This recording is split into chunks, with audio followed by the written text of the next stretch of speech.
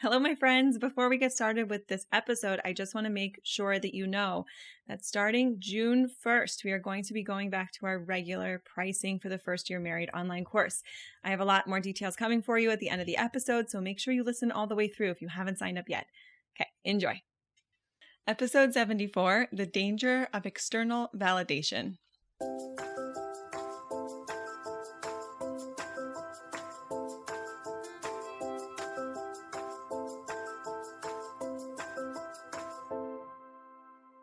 Welcome to the First Year Married podcast, where we get real about building the marriage of your dreams.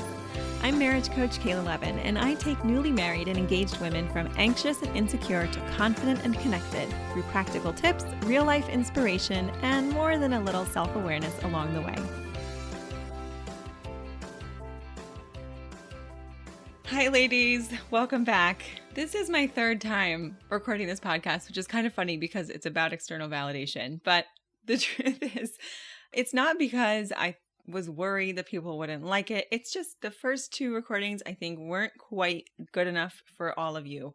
I get so much from hearing from you, from reading your reviews, from hearing your stories of how you've used this podcast to transform your marriages and see things differently and really grow as human beings. I want nothing but the best for you, ladies. And so here I am recording for try number 3. Let's see how it goes.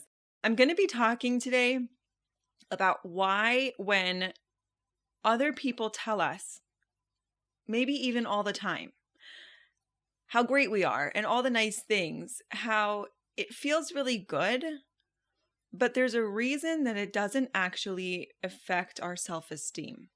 I want to kind of dive into that because what ends up happening, what I'm seeing a lot with my clients is that when they need to feel good about themselves, they have a tendency to go outside themselves to find out from other people, am I a good person? Do you think I make a good wife? Or do you think that I'm doing a good job at work? Or whatever the place of insecurity about themselves is, they're going outside themselves.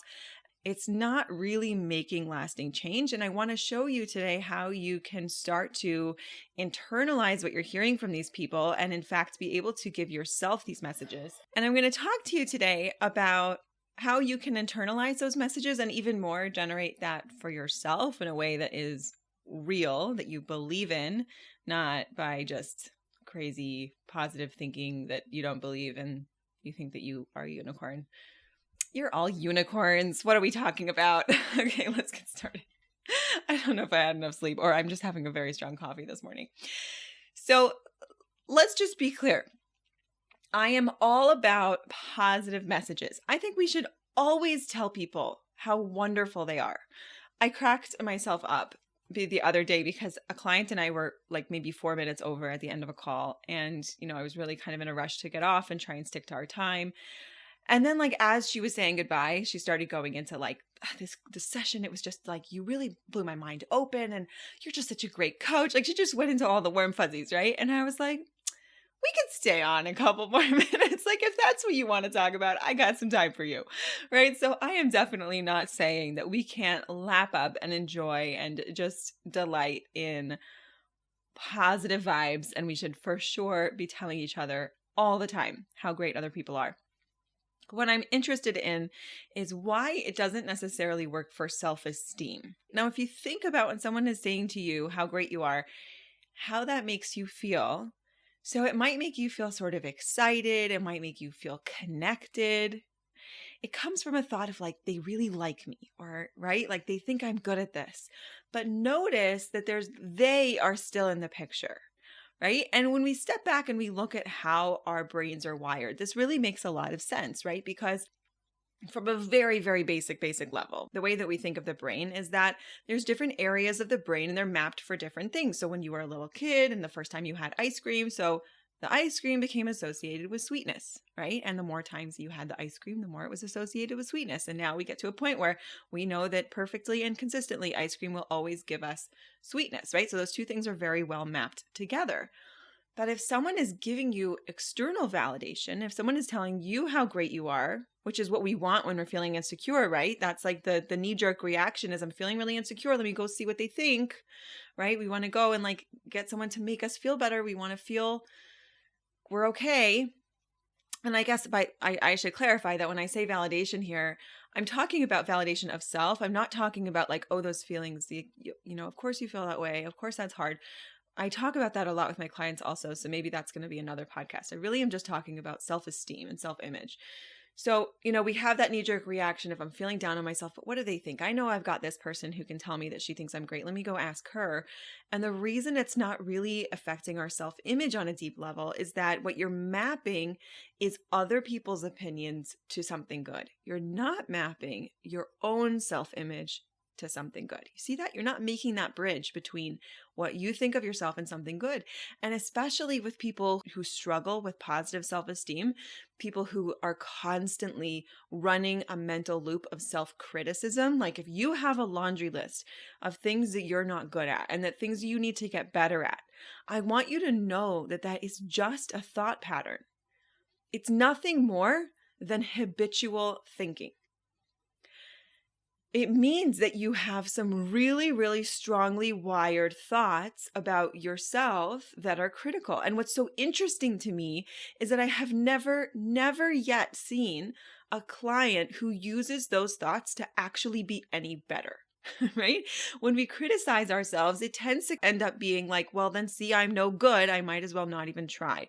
Or I'm no good. And then we don't show up as a positive, loving person because we're so self-absorbed, right? Self-criticism like ends up with this kind of like self-obsession because we're just thinking about ourselves all the time. Where for me, I feel like instead of focusing on confidence, most of the time I'm just thinking I bring the love. Here I am. In this relationship, I'm bringing all the love. This isn't really about me or if I'm good enough or if you like me, right? If you coach with me, you've been hearing that phrase a lot lately. We have our self-image. Imagine it as a place on a map. And then all the thoughts you have about yourself are other places on the map. And it's like little highways on the map going in between. And the highways that you travel the most get the most tax dollars, and they have been turned into super highways.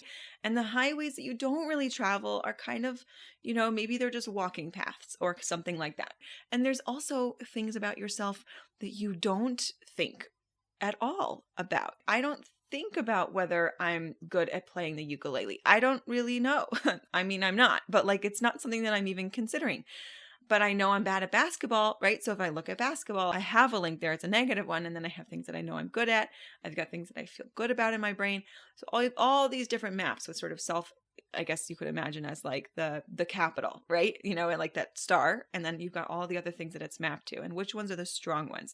And when we start to think like, well, really, I'm kind of a mess. Like that's when I hear I'm total mess. I have a lot of issues. I've got a lot of baggage, right? Well, what is that? Like baggage is such a great visual, but there literally are no bags. Like, let's make sure we're being clear on this, right? Your stuff that happened to you and the thoughts that you have about it aren't actual physical things except for the mapping in your brain. And what's amazing, what we know from the whole study of neuroplasticity, is that you can remap. You can map to something else. It's really cool. I highly recommend to mapping to things that you believe in. But here's what I don't want you to think is the solution. Mapping to what other people think of you. Because then you're not starting at your little capital star city of self. You're starting at other people's opinions and you're going to what they think. So it's not really going to change whatever neural pathways you've built about yourself. So here's where it's going to get a little bit squirmy for you guys because there is a solution. There is a way of doing this, but it's not as comfortable as what you're used to doing. Here's the thing. Those of you who are super self-critical, your brains are so comfortable on those super highways. Have you ever driven on like a really gorgeous highway that was just like perfectly paved, not a lot of sharp turns? You know how you just like, it's just like a sense of relaxation. That's like our brains on whatever thought is habitual. Okay. So if your thoughts are like, I'm kind of a mess, right? That is so comfortable for your brain. Your brain doesn't really notice that that's not getting you the results that you want, or like, that's not good positive self-talk. And like the experts say, I shouldn't think that. Like your brain doesn't care. This is a great highway. But just remember that if you start walking on the walking path, eventually that'll become the superhighway. Right? So you're going to have to go through the discomfort of being on a less comfortable pathway for a while until it becomes well paved.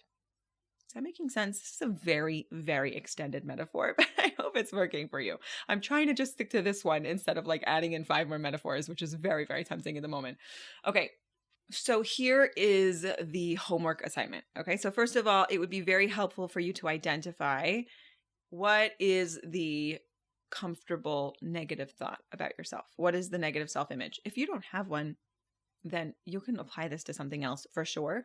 We're going to be talking next week about how this comes up with our ability to make decisions and feel confident about our decisions, which is so, so relevant in the newlywed stage, really also all the time in our lives. But today I want to really focus on your self-image. So all of us kind of have one area, right? Where we kind of have some area, maybe not, maybe some of you just don't. I'm so happy for you. You could just go listen to an old episode at this point. But you know, what is the area where you kind of feel like maybe you're not so good at it, or you're not such an organized person, or you're not such a whatever the thing is. Okay. Or maybe you're too organized. Maybe you're too type A. You think you're too much of something. Okay. So notice whatever that negative thought is. You could just start with one. You can make it kind of global. It doesn't have to be so super specific. Okay. And then I want you to figure out what is the question opposite that. So if I say, I'm just not such a tidy person. I'm so glad my mom doesn't listen because she'd be cracking up right now. I'm not such a tidy person. So then that is a neural pathway that's really comfortable for me, right? And then if I'm like, let's say I'm changing my outfit and I'm deciding if I'm going to put it back in the closet or not, there's still that neural pathway. Like, well, I'm not the tidiest person. I kind of just like leave stuff on the bed and then I'll take care of it later, right? But if I had that neural pathway of a super tidy person, of course I put the thing back in. That's me fulfilling who I am and my self-identity, right? What you want to do is, I'm going to go with this one. I'm not such a tidy person. You want to first identify the question opposite that. So I'm not such a tidy person. How am I a pretty tidy person? How is it true that I am kind of a tidy person? Okay. And now I'm using a very small example. You guys can use whatever you want. And then you're going to sit with that open question.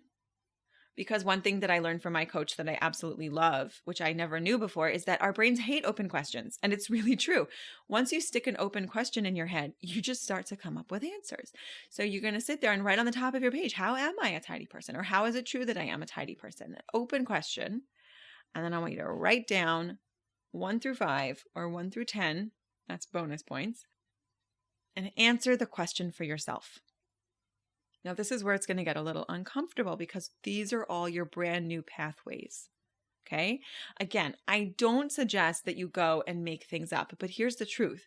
You don't have to make things up because when you ask that open-ended question, you will have answers for it. It's really, really cool. So I want you to write down those 10 things and let it be a little uncomfortable. And remind yourself that this isn't a new thought pattern and that your brain might want to go back to the old thought pattern. And that's totally fine and normal. It's just wiring, right? And then repeat as often as needed. I would recommend daily. I would recommend 10 things every single day until you feel like these are neural pathways that feel comfortable for you, that you can just go to. That when you start to notice yourself on the old superhighway, you're like, yeah, no. I have some new options for myself, right? And when you're in the moment, you want those pathways to already be established. That's why I don't recommend doing this work like right in the moment when you're feeling like I'm feeling like a total mess. Then that's not the time, right? The time is for you to do it first thing in the morning when you're having your cup of coffee or before you go to bed, when it's not critical right now. It's not relevant in the moment. It's just practicing with your brain. That's where you can be using your prefrontal cortex, which makes all of your decisions and plans and is sort of the wise part of your brain. That's what you want to be plugging into for this exercise, right? And let the prefrontal do all of your mapping for you so that you can just like start to run the program later, right? When you really need to make that switch. The next time you're feeling insecure, notice that what you're going to want to do is to go for that external validation, right? Because until you have felt insecure and solved for it yourself, you still have that pattern that this is what I do, right? I want something sweet. I go get the ice cream. I want to feel good about myself. I want that connection. I go for the external validation.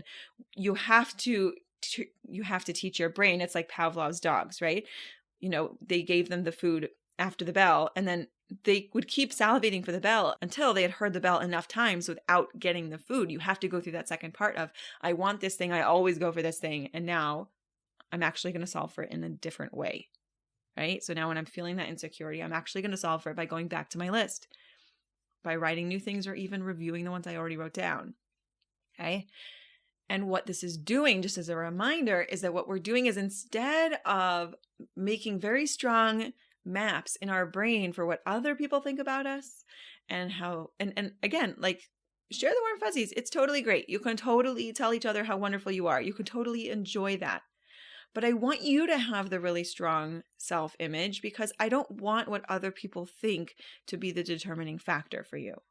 Right? And that when we have that strong self-image, just like I said, how those people who are really self-critical, it ends up holding them back so much.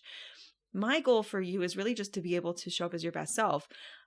Frankly, if beating yourself up got you to do exactly what you wanted and feel exactly how you wanted, I wouldn't care that you're beating yourself up. I don't have rules about what you should or shouldn't think. But what I see time and time again is that people who have that strong critical voice in their head, and they're not noticing it for what it is, which is just a thought pattern, right? They're really believing what it says. They're really buying into it. They're kind of like jumping on the train, right? So it's holding them back. It's holding them back from being their best self. It's holding them back from being loving, from being other focused, right? And so that's why I want this for you to start to see that you really do have this ability to map your brain the way that you want for what's going to be best for you. I know that for the people in my life, the best thing is for me to feel good about myself. I know that that makes me show up best for them, which doesn't mean you can't just do it for yourself, by the way. It doesn't have to be for other people. But what is the thing that I'm trying to create? What is the thing I'm trying to contribute in the world?